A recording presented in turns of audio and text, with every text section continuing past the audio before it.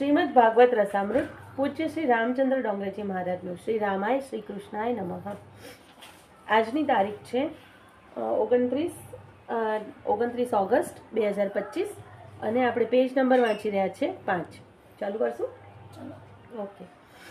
એમની આંખ જ્યાં જાય ત્યાં એમને સીતારામજીના દર્શન થાય. એ કોઈના શરીરને જોતા ન હતા. એમની નજર કોઈના કપડા ઉપર ન હતી. એ પ્રત્યેક માનવ શરીરમાં ભાવનાથી શ્રી સીતારામજીના દર્શન કરતા હતા. કેટલાકને કથામાં બેઠા બેઠા ઘર દેખાય છે, કેટલાકને ઘર છોડ્યા પછી ઘર વધારે યાદ આવે છે. કથામાં ઘર દેખાય તો ભગવાન કેમ દેખાય? આવું જ થાય છે. એવું થાય છે. તમારો જેમાં સાચો પ્રેમ છે તે તમને દેખાશે. માનવ શરીરમાં ભગવાનના દર્શન જે કરે છે તેને બહુ શાંતિ મળે છે. શાંતિ તેને મળે છે જેનું મન શુદ્ધ હોય છે. મનને શુદ્ધ રાખવું હોય તો શરીરને જોશો નહીં. શરીરમાં વિરાજેલા પરમાત્માને જોવાની ટેવ પાડો તો તમારું મન બગડશે નહીં. જગત બગડ્યું નથી, મન બગડ્યું છે. આ સંસારને કોઈ સુધારી શક્યો નથી, પરંતુ જેણે દ્રષ્ટિ સુધારી છે તેની સૃષ્ટિ દિવ્ય બને છે. જેની દ્રષ્ટિ દિવ્ય તેની સૃષ્ટિ દિવ્ય. પ્રત્યેકમાં પરમાત્મા જુઓ. આપણું મન છે ને 3 રીતે બગડે. કેવી રીતે ખબર છે? આંખોથી કોઈ પણ વસ્તુ જોઈએ ને એ સીધી અંદર ઉતરી જાય. એના કારણે એનું સતત ચિંતન થાય. બરાબર. કાનથી કંઈક સાંભળ્યું હોય ને તો બી એવું થાય. અને જીભથી કંઈક બોલાઈ ગયું હોય તો એવું થાય. ગાંધીજીને પેલા 3 વાંદરાનું બતાવેલું છે કેવી રીતે થાય ને તો તમે એટલે આપણે મનને ઠેકાણ રાખવું પડે. મનને ઠેકાણ રાખવા શું કરવાનું ખબર છે? નામ જાપ. હવે એની અંદર છે ને એક આચાર્ય પ્રસાદ છે, યુટ્યુબમાં આવે છે. હું સાંભળું છું એમને, હું એમને ફોલો કરું. એ પ્રસાદજી શું કહે છે કે તમે નામ જપ કરો થોડી વાર પૂરતું તમારું ધ્યાન હટી જાય કોઈ પણ તકલીફમાંથી. તો શું એનાથી ભગવાન મળે?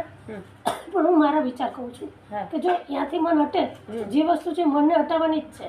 મનને જો તમે અહીંયાથી હટે ને ભગવાનમાં લગાડશો તો જગતમાંથી છૂટી જશે. અને જો જગત નહીં હટાવો તો જગતમાં ચાલુ રહેશે. જગતમાં જાય તો દુઃખ, ભગવાન બાજુ જાય તો સુખ. ભલે તમારું ધ્યાન હોય કે ના હોય, નામ ચાલુ હશે ને તો ત્યાં આગળ ધ્યાન જશે જ, મગજ અટવાઈ સ્થિર થશે જ. અને પેલું તમે નતું કીધું કે એક જીન આપ્યો છે ભગવાને, એને કન્ટિન્યુઅસ કામ કરાવી રાખો. જો નવરું પડ્યું તો તમારું પતડી રગડવાનું, તમારી બીજો જન્મ કરાઈને રહેશે. એટલે એ મન છે ને જીન ચડવા દો, વાસણો આપી દો, ઉપર નીચે ભગવાનનું નામ જપ રૂપી અને આપી દો વાસણો. હા, કે કરે રાખવાનું તારે કામ ના હોય ત્યારે.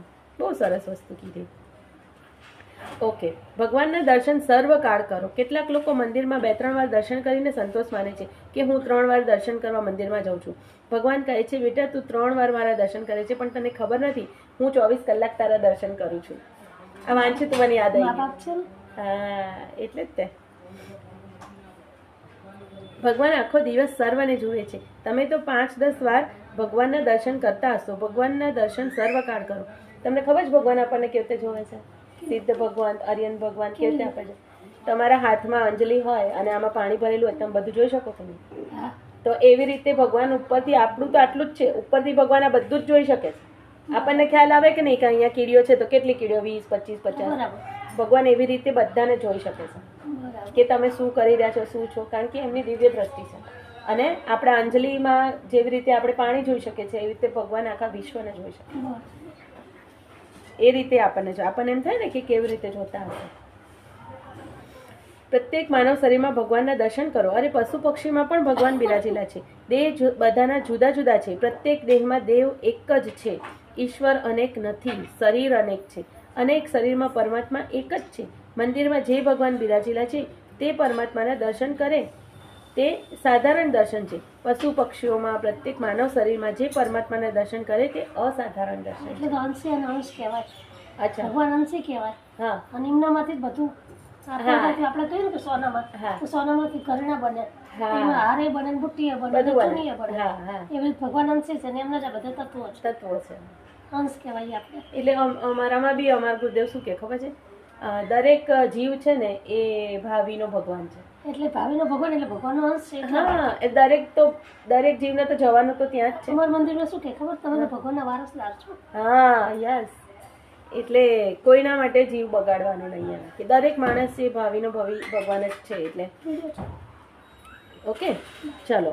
અનેક શરીર અસાધારણ દર્શનથી બહુ શાંતિ મળે છે. ચલો. વિશ્વોત્પત્તિ હેત્વે. સૃષ્ટિની ઉત્પત્તિ, સ્થિતિ અને લયનું કારણ પરમાત્મા છે. પરમાત્માએ સૃષ્ટિની રચના કરી પ્રત્યેક પદાર્થમાં પ્રવેશ કર્યો છે આપણો સનાતન ધર્મ તો ત્યાં સુધી કહે છે કે આ ધરતીમાં ભગવાન છે, જળમાં ભગવાન છે, તેજમાં ભગવાન છે. સનાતન ધર્મમાં ઈશ્વરનું જેવું સ્વરૂપ સમજાવ્યું છે તેવું કોઈ ધર્મમાં સમજાવ્યું નથી. ઈશ્વર સર્વમાં છે. ઈશ્વર કંઈક સાતમા માળે બેઠા નથી. તમે જ્યાં બેઠા છો ત્યાં ભગવાન બેઠા છે.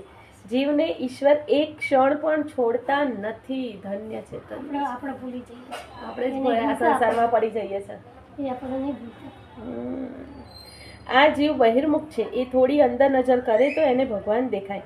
વિધાતાએ ઇન્દ્રિયોને બહિર્મુખ બનાવી છે. પહેલા દિવસે કીધું હતું, અંદર દોડ બહાર દોડ. હા, તેથી અંદરના ભગવાન દેખાતા નથી.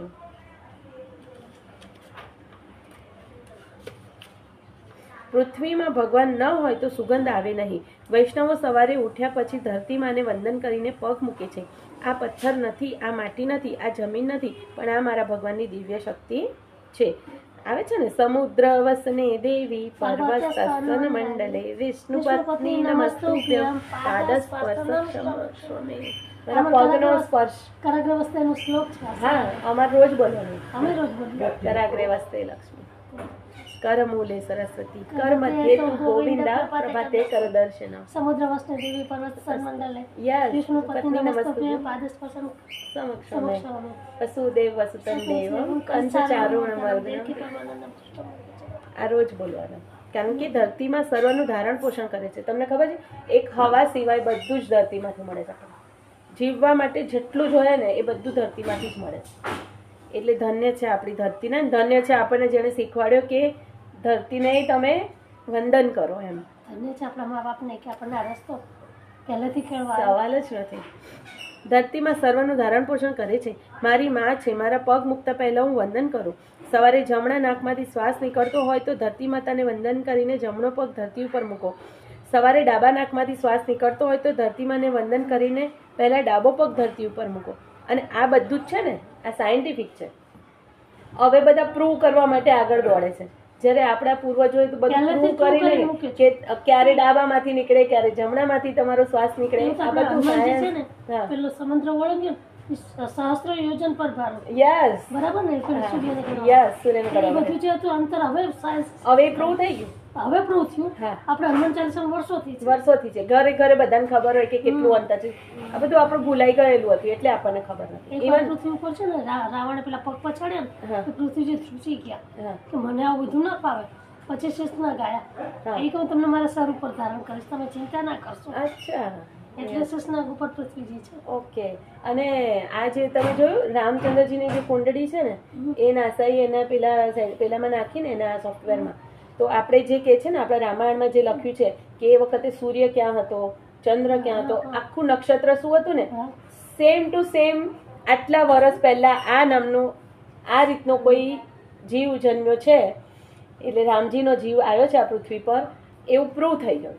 એવું જ કૃષ્ણ જન્મમાં છે. કૃષ્ણમાં એમને પણ નક્ષત્રો એવા જ હતા. Yes. પણ સાચે કહું, આપણે કુંડલીનું કહીએ નો ડાઉટ બધી વાત સાચી. આ ભગવાનની લીલા હોય છે બધી. સીતાજી માતાના અને રામજીના લગ્ન કર્યા તો શું કુંડલી નથી મળવી? વશિષ્ઠ દેવે મેળવી હતી. યસ, જનક રાજાના રાજ્યમાં જે હતા એક ગુરુજી નામ ભૂલી ગઈ, એમને બી કુંડલી મેળવી હતી. બંનેની કુંડલી સારી હતી.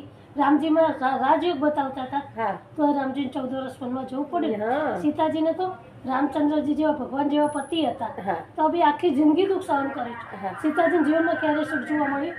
ક્યારે. પણ તમને એક વાતની ખબર છે, સતયુગમાં માણસ કેટલા વર્ષ જીવતો હતો? 10,000 વર્ષ. એનાથી પણ લાખ વર્ષ જીવતો હતો. અને દ્વાપર યુગમાં પણ કદાચ વધારે જ. હા, 10,000. હવે એટલા વર્ષમાં 14 વર્ષ એટલે બહુ જ ઓછા કહેવાય. એ તમને લાગે છે 14 વર્ષ. આપણે અત્યારે કેવું લાઈફ ફટાફટ ભાગે છે. હા, પહેલા નથી ભાગતી. એ વખતે ભગવાનની અંદર ભગવાન અવધિ વધારી દેતા. આપણે કહીએ ને કોઈને એક દિવસની અંદર 1 લાખ નો અંજપ થાય તો આપણે કાઉન્ટિંગ મૂકીએ કે 1 મિનિટમાં 300 કે 400, મેક્સિમમ 500. એનાથી વધારે અંજપ નથી થતા. લાખ કેવી રીતે થાય? આખો દિવસ તો માણસ લઈને બેસી રહે તો 5 કલાક તો ઊંઘવા જોઈએ, 2 કલાક બીજું બધું કામ હોય. તો આટલા નામ જપ કેવી રીતે થાય? તો એક જણે ગુરુજીને સવાલ પૂછ્યો કે આવું કેમ થાય? તો કે જે 5 મિનિટ તમારી ફટાફટ ભાગે એ વખતે 5 મિનિટ ધીમે ધીમે થાય. આ બધી લીલા જ છે. એના કારણે તમારા નામ જપ વધારે. ટાઈમ ટ્રાવેલિંગ જે કહેવાય બધી ભગવાનની લીલા છે. બધું છે એ જ. આપણને સમજાતું નથી કેમ કે આપણી દિવ્ય બુદ્ધિ નથી ને. એ બી નથી અને આપણે માનીએ કે ના માનીએ આ બધું છે જ, સાયન્સ છે, 100% ભગવાન છે, એવરીથિંગ. તમારે માનવું હોય તો માનો, ના